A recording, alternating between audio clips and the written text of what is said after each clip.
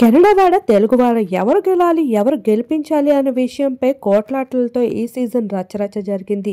ఇక మొత్తానికి అందరూ ఊహించింది అయింది. కష్టానికి తగ్గ ఫలితం ఎక్కడైనా ఇస్తారు మన ఫ్యాన్స్ అన్నట్లుగా కెనడా బాయ్ అయిన నిఖిల్ని గెలిపించేశారు. సీజన్ 8లో ట్రోఫీని మొదటగా అందేసుకున్నారు. రన్నరప్గా గౌతమ్ పక్కనే నిల్చున్నారు. అయితే ప్రైజ్ మనీ 55 లక్షల్ని దక్కించుకొని సువర్ణ భూమి 3 BHK ఫ్లాట్ని దక్కించేసుకున్నారు. అలానే ఒక కాస్ట్లీ కార్ని అందించేశారు. ఇక అలానే రామ్ చరణ్ చేతుల మీదుగా ఒక మూవీ అవకాశాన్ని కూడా అందుకోబోతున్నట్లు తెలియజేసుకుంటూ వస్తున్నారు బయట సమాచారం. ఇలా మొత్తానికి నిఖిల్ అయితే కష్టానికి తగ్గ ఫలితాన్ని దక్కించేసుకున్నాడు. అయితే ఇక్కడ గౌతమ్ని కూడా ప్రశంసించాలని చెప్పుకోవాలి. ప్రైజ్ మనీలో సగం అమౌంట్ని ఇచ్చేందుకు ఆఫర్ చేసినప్పటికీ కూడా తనైతే ఆ ఆఫర్ని రిజెక్ట్ చేయడం జరిగింది.